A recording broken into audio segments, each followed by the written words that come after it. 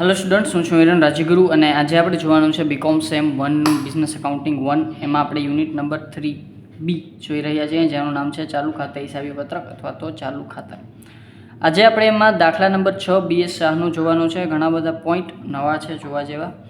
શું કહેવા માગે છે તો કે તારીખ 1/1/2023 થી તારીખ 31/3/2023 સુધીનું અમારે અકબરને મોકલવાનું ચાલુ ખાતે હિસાબી પત્રક સર પદ્ધતિથી તૈયાર કરો અને વ્યાજનો દર વાર્ષિક 14.6% ગણવાનો છે. ઇન્ટ્રોડક્શનનો વિડીયો જો તમે ના જોયો હોય તો પ્લીઝ જોઈ લેજો, જેથી કરીને બધી જ વસ્તુ તમને પ્રોપરલી ખબર પડી જાય. બરાબર છે. દાખલામાં આપણને સમયગાળો આપ્યો છે 1/1 થી 31/3 એટલે કે 3 માસનો આપણે ચાલુ ખાતું દોરવાનું છે.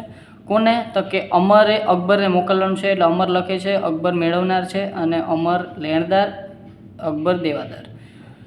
આપણને વ્યવહારો આપ્યા છે અને કીધું છે કે ખરીદ વેચાણના શાખની મુદત 15 દિવસ અને હુંડીની મુદત 1 માસ ગણવાની છે.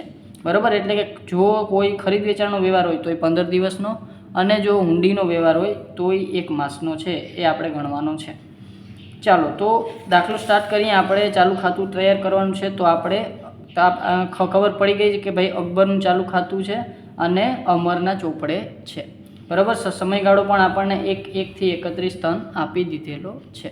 ચાલો તો હવે દાખલો સ્ટાર્ટ કરીએ. પહેલો આપણને છે એ વ્યવહાર આપેલો છે જાન્યુઆરી 1ના રોજ અકબર પાસેથી બાકી લેણા 1000 છે. તો અકબર પાસેથી બાકી લેણા એટલે શરૂઆતની બાકી. તો અહીંયા આપણે લખશું વ્યવહાર આપણને 2020 આપેલો છે અને તારીખ છે આપણી 1 જાન્યુઆરી, તો 1/1 લખી નાખશું આપણે અને પાકતી તારીખ પણ એની 1/1 જ હોય. બરાબર છે, તો અહીં લખશું આપણે બાકી આગળ લાવીએ. કેટલી છે તો કે 1000, તો રકમ લખશું આપણે 1000. બરાબર, પાકિયા તારીખની વાત કરી લઈએ તો આપણે 1/1 થી બરાબર આપણે ક્યાં સુધી તો કે 31/3 એટલે કે ફોરવર્ડ મેથડ જ આપણે યુઝ કરશું. બરાબર, કાંઈ ચોખવટ કરેલી નથી.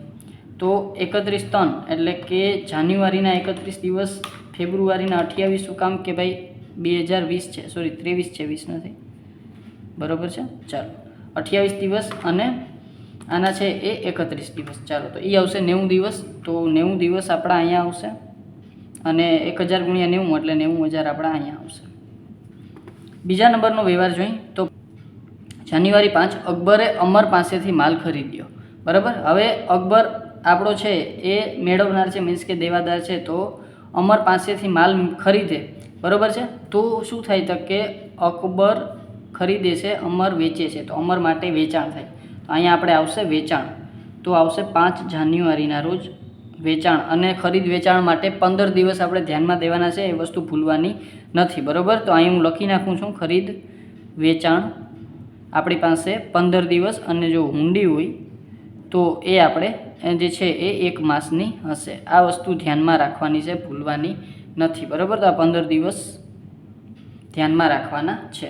તો ખરીદ વેચાણ થયું છે 15 દિવસ, તો 5/1ના રોજ આપણો વ્યવહાર થયો છે અને એમાં 15 દિવસ એડ કરીએ તો 15 + 5 એટલે થઈ જશે 20, એટલે કે 20/1 આપણું પાકતી તારીખ.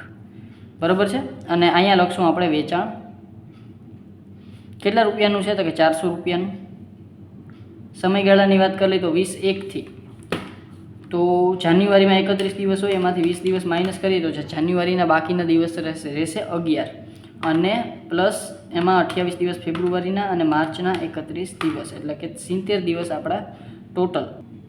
70 દિવસ 728,000 આપણા આ થશે. બરાબર, 400 ગુણ્યા 28 તમને કરીને બતાવી દઉં. બરાબર, ચાલો પછી છે 10 જાન્યુઆરીના રોજનો વ્યવહાર કે તારીખ 5મી જાન્યુઆરીના રોજ વેચેલ માલમાંથી અકબરે માલ પરત કર્યો.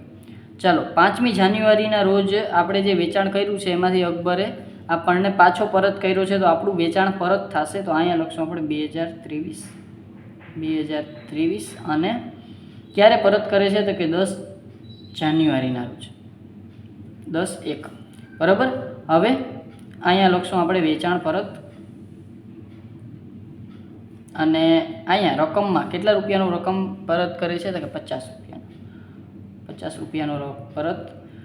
હવે અહીંયા આપણે પાકતી તારીખ મેં જે લખી નથી, પાકતી તારીખ કઈ લખશું તો કે પાકતી તારીખ આપણને છે એ જે વ્યવહાર છે એ પહેલાં, દાખલા તરીકે 5/1 છે અને પાકતી તારીખ હતી આની 20/1. બરાબર, તો 20/1 પહેલાં જો તમે પરત કરી દો ને તો તમારી પાકતી તારીખ 20/1 એ જે છે એ લાગે, બરાબર. એટલે અહીંયા આપણે 20/1 કદાચ આપણે આ માલ છે એ 21/1ના રોજ જો પરત કર્યો હોત તો પાકતી તારીખ 21/1 લેવી પડે, બરાબર છે. પણ આની પાકતી તારીખ પહેલાં જ માલ પરત કરી દીધો એટલે એની પાકતી તારીખ જે માલ પરતની પાકતી તારીખ છે ને એ આપણે જે ખરેખર વ્યવહારની પાકતી તારીખ હતી એ જ આપણે લેવાની થાય. ચાલો તો 50 રૂપિયા. સમયગાળો તો 20/1 એટલે કે એનો 31 સુધીનો સમયગાળો 70 દિવસનો જ રહેશે. તો અહીંયા આપણે લેશું 70 દિવસ અને 7×5 = 35,500, બરાબર છે. ચાલો પછી 15 તારીખનો વ્યવહાર આપણી પાસે થઈ ગયો. આ 10 તારીખનો વ્યવહાર હતો. પછી છે 15 તારીખનો વ્યવહાર. 15 જાન્યુઆરીના રોજ અકબર પાસેથી લેણી હુંડી મળી ₹100ની. ચાલો, અકબર પાસેથી લેણી હુંડી મળી છે. હવે આપણને મળે છે લેણી હુંડી એટલે કે અમરને લેણી હુંડી મળી હશે.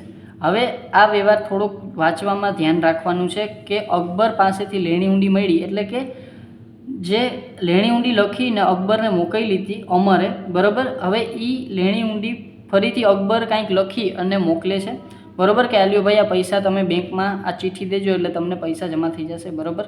તો એ લેણી હુંડી મળે છે. તો લેણી હુંડી આ કેના માટે છે? અમર માટે જ છે. તો અહીંયા આપણે લખશું અમર માટેની લેણી હુંડી. તો અહીંયા આપણે 15 તારીખનો વ્યવહાર છે, 15 જાન્યુઆરી, બરાબર છે. અને પાકતી તારીખની વાત કરીએ તો હુંડી છે 1 માસ આગળ લેવાની છે આપણે. તો ફેબ્રુઆરીના 15 દિવસ, 15 એટલે કે એમાં આપણે છૂટના 3 દિવસ હુંડી છે એટલે વધારીને આપશું એટલે 15 ને 3 18 દિવસ એટલે 18/2 આપણી પાકતી તારીખ થાય. અને અહીંયા લખશું આપણે લેણી હુંડી, બરાબર. એ લેણી હુંડી છે એ કેની માટે છે? તો કે આપણા અમર માટે જ છે, બરાબર, જે એ બેંકમાં વટાવશે. કેટલા રૂપિયાની છે લેણી હુંડી? તો કે લેણી હુંડી છે આપણી 100 રૂપિયાની. તો અહીં લખશું આપણે 100 રૂપિયા. અને સમયગાળાની વાત કરીએ તો ફેબ્રુઆરી 18, તો ફેબ્રુઆરીમાં 28 દિવસ હોય એમાંથી 18 દિવસ માઇનસ અને પ્લસ આપણા છે એ માર્ચના 31 દિવસ, તો એ આવશે 41 દિવસ અને 4,100. પછી આગળ એને કીધું છે એમાં જે બેંકમાં એને 5% વટાવી, બરાબર છે. તો 5% વટાવી તો આપણી પાસે લેણી હુંડીનું કામ પૂરું થઈ ગયું, બરાબર છે. એની વસૂલાત થઈ ગઈ છે. તો વસૂલાત જ્યારે થઈ જાય ત્યારે એની નોંધ છે એ આપણી પાસે રોકડ આવશે. તો રોકડ ખાતે ઉધાર, અને વટાવે છે એટલે વટાવ પણ આપણે ઉધાર થશે, બરાબર છે. અને તે લેણી હુંડી ખાતે, બરાબર છે. એટલે આ છે એ આપણે ચાલુ ખાતામાં જ્યારે પૈસા મળશે ને લેણી હુંડી પાકીને તો એની આપણે ક્યાંય નોંધ કરશું નહીં, બરાબર. માત્ર લેણી હુંડી આપણને મળી છે એ વસ્તુની નોંધ આપણે ચાલુ ખાતામાં કરશું. જ્યારે પણ લેણી હુંડી કે દેવી હુંડી એની વટાવ જે છે એ કરવામાં આવે, બરાબર છે, ત્યારે આપણે એને રોકડ ખાતે અસર આપતા હોય છે એટલે આપણે એને ચાલુ ખાતે અસર આપશું નહીં, બરાબર છે. ચાલો પછી છે દાખલા નંબર પછીનો વ્યવહાર છે 25 જાન્યુઆરીના રોજ. શું કહેવા માગે છે? અકબરે અમરને માલ વેચ્યો. ચાલો, અકબરે અમરને માલ વેચ્યો એટલે કે અકબર વેચાણ કરે છે અમરને. તો અમર માટે એ શું થશે? ખરીદી થશે, બરાબર. તો એ આવશે આપણું અહીંયા, બરાબર. ખરીદી થાય તો એ આપણે ક્યાં લખશું? આમ તો આપણે ખરીદી ઉધાર બાજુ હોય તો આપણે આને જમા બાજુ લખશું. તો અહીં લખશું આપણે 25 જાન્યુઆરીના રોજ ખરીદી. કેટલી છે? 200 રૂપિયાની. પાકતી તારીખની વાત કરી લઈએ તો આપણે ખરીદ વેચાણમાં 15 દિવસ આગળ વધવાનું છે. તો જાન્યુઆરી 25 છે, બરાબર. હવે એમાં આપણે જાન્યુઆરીના દિવસો કેટલા હોય? 31. એમાંથી 25 દિવસ માઇનસ કરીએ તો 6 દિવસ આપણા જાન્યુઆરીના વધે અને 15 દિવસ આપણે આગળ વધવાનું છે. તો 6 દિવસ આવી ગયા, બરાબર. અને માઇનસ કરશું 15 એટલે 9 દિવસ. અને 9 દિવસ એ કેના? ફેબ્રુઆરીના. તો ફેબ્રુઆરીના 9 દિવસ એટલે કે 9 ફેબ્રુઆરીના રોજ આપણે જે છે આપણી હુંડી પાકે, બરાબર છે. જાન્યુઆરીના 6 અને બાકીના 9 દિવસ ફેબ્રુઆરીના એટલે 9 ફેબ્રુઆરીએ આપણી જે છે એ ખરીદીની પાકતી તારીખ કહેવાય.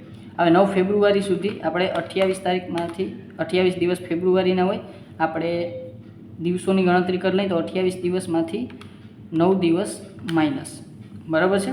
અને 19 દિવસ વધ્યા અને માર્ચના 31 દિવસ, તો ટોટલ દિવસ થઈ જશે 50 અને 5 દુ 10 એટલે કે એ થઈ જશે 10,000 રૂપિયા આપણું પેદાશ. બરાબર, પેદાશને તમે સર એ કહી શકો, કારણ કે આપણે આમાં સર કીધું છે તો આપણે આને પણ સર કહી તો વધારે સારું. ચાલો, પછી 25 જાન્યુઆરીનું કામ થઈ ગયું છે. પછી છે ફેબ્રુઆરી 18 અકબરે રોકડા ચૂકવ્યા. ચાલો, અકબરે રોકડા ચૂકવ્યા, તો રોકડા આવે તો ઉધાર, પણ આપણે અહીંયા જમા કરશું. તારીખ છે આપણી 18 ફેબ્રુઆરી, તો અહીંયા લખશું 18/2 અને પાકતી તારીખ પણ 18/2 જ લખશું. કેટલા રૂપિયા? તો કે 100. ચાલો, અને તારીખની વાત કરી લઈએ તો 18/2, તો 10 દિવસ આપણા કેના? તો કે 28માંથી 18 જાય તો 10 દિવસ ફેબ્રુઆરીના અને 31 દિવસ આપણા માર્ચના, તો 41 દિવસ આપણા થશે અને 4,100 અહીંયા થઈ જશે. બરાબર છે, અહીંયા 18/2નો વ્યવહાર હતો. ચાલો, પછી આગળ વધીએ. માર્ચ 19 અમરે અકબરને માલ વેચ્યો. અમરે અકબરને માલ વેચ્યો એટલે કે અમર છે એ અકબરને માલ વેચે છે, તો અહીંયા આપણે વેચાણ કરશું. બરાબર છે, કારણ કે અમરના ચોપડે જ છે એટલે એ તારીખ છે આપણી માર્ચ 19, તો 19/3 અહીંયા વેચાણ કરશું આપણે. બરાબર, કેટલા રૂપિયાનું વેચાણ છે? તો કે 200 રૂપિયાનું. ચાલો, તો અહીંયા આવશે 200 રૂપિયાનું વેચાણ. હવે 15 દિવસ આગળ વધવાનું છે, તો માર્ચ. ચાલો, તો માર્ચમાં 31 દિવસો હોય, એમાંથી 19 દિવસ ગયા એટલે 12 દિવસ. બરાબર, 15 દિવસ છે એટલે 12 દિવસ આપણે માર્ચના 15 દિવસ આપણે આગળ વધવાનું છે. બરાબર, કારણ કે 15 દિવસની આપણે પાકતી તારીખ લેવાની છે. વેચાણ છે, ખરીદ વેચાણનો વ્યવહાર છે એટલે. તો 15 દિવસ આગળ વધવું હોય તો 12 દિવસ માર્ચના અને 15 માઇનસ થાય એટલે 3 દિવસ આપણા એપ્રિલના. બરાબર છે, તો એપ્રિલના 3 દિવસ એટલે કે 3 એપ્રિલે આપણે છે એ પાકતી તારીખ આવે. બરાબર છે, ખબર પડી? 19/3 છે. બરાબર, ત્યાંથી આપણે 15 દિવસ આગળ જવાનું છે. તો માર્ચમાં તો 31 દિવસ હોય એટલે 31 દિવસ પૂરા થાય તો આપણને 12 દિવસ થાય. બરાબર છે, અને બાકીના દિવસ છે એ 15 દિવસ એટલે કે 3 દિવસ વધારાના છે એપ્રિલના, એટલે કે 3 એપ્રિલે આપણે જે છે એ આપણે તારીખ પાકે. બરાબર, અને આપણે અહીંયા હવે જો દિવસોની ગણતરી કરીએ તો 31/3 સુધી જ આપણે છે એ શું કરીએ છીએ? તો કે આપણો હિસાબ રાખીએ છીએ, આપણું પત્રક રાખીએ છીએ. તો વધારાના 3 દિવસ છે તો અહીંયા આપણે વધારાના 3 દિવસ માઇનસમાં કરશું 3 દિવસ. બરાબર, કારણ કે ઉલટું જવું પડે છે આપણે. બરાબર, તો અહીંયા -3 કરશું અને 3 દુ 6. બરાબર છે, એટલે કે 600 રૂપિયા માઇનસ થશે. પછીનો વ્યવહાર આગળ વધીએ. માર્ચ 19નો થઈ ગયો. હવે માર્ચ 25નો વ્યવહાર છે. અમરે અકબર પાસેથી માલ ખરીદ્યો. ચાલો, અમરે અકબર પાસેથી માલ ખરીદ્યો તો અમર માટે ખરીદી થાય. બરાબર છે, ચાલો, તો અમરના ચોપડે જ કરીએ છીએ આપણે એટલે અમર માટે ખરીદી થશે તો ખરીદી થશે અહીંયા. બરાબર, તો અહીંયા આવશે 25 માર્ચ એટલે કે 25/3ના રોજનો વ્યવહાર છે. ખરીદી કેટલા રૂપિયાની થાય છે? તો કે 100 રૂપિયાની. બરાબર છે, હવે આપણે પાકતી તારીખની વાત કરીએ તો વળી આના 15 દિવસ આપણે આગળ જવું પડશે. બરાબર છે, ત્યારે 15 દિવસ થાય ત્યારે જ આપણે ખરીદીની પાકતી તારીખ આપણને મળશે. તો આપણી પાસે 25/3 છે એટલે 31માંથી 25 માઇનસ થાય તો 6 દિવસ આપણા માર્ચના. બરાબર, અને 15 દિવસ આગળ જવાનું છે. 15 દિવસ આગળ જવાનું છે એટલે 15 માઇનસ કરશું એટલે 9. બરાબર છે, એટલે કે એપ્રિલના 9 દિવસ. બરાબર, એટલે કે 9 એપ્રિલે આપણું જે છે એ પાકતી તારીખ આપણને મળશે. બરાબર છે, ચાલો, તો 9 એપ્રિલ એ આપણી પાકતી તારીખ. તો પાકતી તારીખથી આપણે 31/3 જોઈ તો 31/3 તો વહેલી આવી જાય, જેમાં અહીંયા થયું હતું એવી રીતે થયું છે. તો વધારાના દિવસો કેટલા છે? તો કે 9 છે. બરાબર, 31/3 આપણું ચાલુ ખાતું પૂરું થાય છે અને 9/4 સુધી આપણે અહીં પાકતી તારીખ થાય છે, તો -9 થશે. બરાબર, અને 9 × 100 એટલે -900 આપણી પેદાશ થશે માઇનસમાં. ચાલો, તો આ થઈ ગયો આપણો છેલ્લો વ્યવહાર. બરાબર, એટલે આટલા જ વ્યવહાર છે, આ સિવાય વ્યવહાર આપણને આપેલા નથી. તો હવે હું ક્વેશ્ચનને સાઈડમાં મૂકી દઉં અને આપણે વ્યાજ છે 14.6% ગણવાનું છે. તો એના માટે પહેલાં આપણે જે છે એ પેદાશની તફાવત છે એ લેવો પડશે. ચાલો, તો પહેલાં 90,000 + 28,000 અને -600 એટલે ટોટલ થશે 1,17,400. તો અહીંયા આપણે લખશું ટોટલ. બરાબર, જ્યાં આપણને 1,17,400 અને અહીંયા લખી નાખશું 1,17,400 બરાબર છે। હવે આપણે આમાંથી માઇનસ કરશું આ ટોટલ, ચાલો 3500 plus 4,100 plus 10,000 plus 4,100 plus minus 900, ચાલો તો એ આવશે 20,800 અને 20,800 આપણે માઇનસ કરશું 1,17,400માંથી તો બાકી વધશે 96,600। તો અહીંયા આપણી પાસે આખરની ડેટ છે 31/3, તો 31/3ના રોજ આપણી પાસે જે છે પેદાશનો શરતનો તફાવત આપણી પાસે આવશે 96,600। હવે આ શરના તફાવત ઉપરથી આપણે છે વ્યાજ ગોતવાનું છે, તો અહીં લખશું વ્યાજ બરાબર શર અથવા તો પેદાશનો તફાવત એને ગુણ્યા 14.6% વ્યાજ આપણે આપવાનું છે બરાબર। અહીંયા આપણને કીધું છે 14.6% વ્યાજ આપવાનું છે અને એને ગુણ્યા 1/365। ચાલો તો પેદાશનો તફાવત છે 96,600 એને ગુણ્યા 14.6% એને ગુણ્યા 1/365। હવે હું ડાયરેક્ટ કેલ્સીમાં બધી ગણતરી કરી નાખું બરાબર। 96,600 એને ગુણ્યા 14.6% એને ભાગ્યા 365 તો એ આવશે 38.64, એટલે કે 0.6 છે એટલે આપણે 39 લઈ લઈશું, એટલે અહીંયા આવશે 39 બરાબર વ્યાજ રૂપીસ, ચાલો પૈસામાં આવશે। અને આ વ્યાજ આપણે જે છે એ ફોરવર્ડ પદ્ધતિથી કરીએ છીએ, મીન્સ કે આગોતરી પદ્ધતિથી કરીએ છીએ, એટલે વ્યાજ છે એ જે બાજુનો પેદાશનો ટોટલ વધારે આવ્યું હોય એ બાજુ આપણે લખવાનું થાય। તો અહીંયા આપણે લખશું 31/3 વ્યાજ ક્યાં રકમમાં આપણે 39 ટોટલ કરી નાખીએ। આમે આ બાજુનો ટોટલ વધારે થશે 1,400 ને 200 એટલે 4 ને 1639, તો અહીંયા આપણે લખશું 1639, અહીંયા ટોટલ લખશું 1639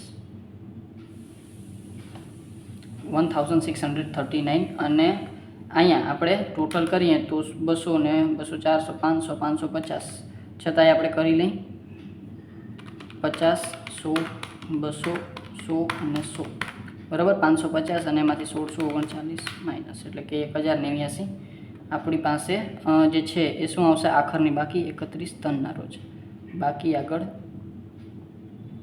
લઈ ગયા 1,089 બરાબર 1,089 આપણી પાસે બાકી આગળ લઈ ગયા। અને હવે આપણે એનું બાકી આગળ લાવ્યા પણ લખી નાખીએ અહીંયા 1/4ના રોજ બરાબર 2023 તો છે જ, બાકી આગળ લાવ્યા કેટલું છે તો કે 1,089 બરાબર છે। ચાલો તો આ થઈ ગયો આપણો દાખલા નંબર 6 બરાબર। દાખલામાં ઘણા બધા મુદ્દા હતા જે અટપટા હતા બરાબર છે, અને આ सम्सની છે પ્રેક્ટિસ કરજો બરાબર છે। અને છતાં કાંઈ પણ જાતનો ડાઉટ રહી જાય તો મને કોમેન્ટ બોક્સમાં જરૂરથી પૂછી લેજો, અને જો વિડીયો ગમ્યો હોય તો લાઈક કરજો, શેર કરજો તમારા ફ્રેન્ડ્સ સાથે, અને સબસ્ક્રાઈબ ચેનલને જરૂરથી કરી નાખો જેથી કરીને આવતા વિડીયોઝ તમને સરળતાથી મળી રહે। Thank you.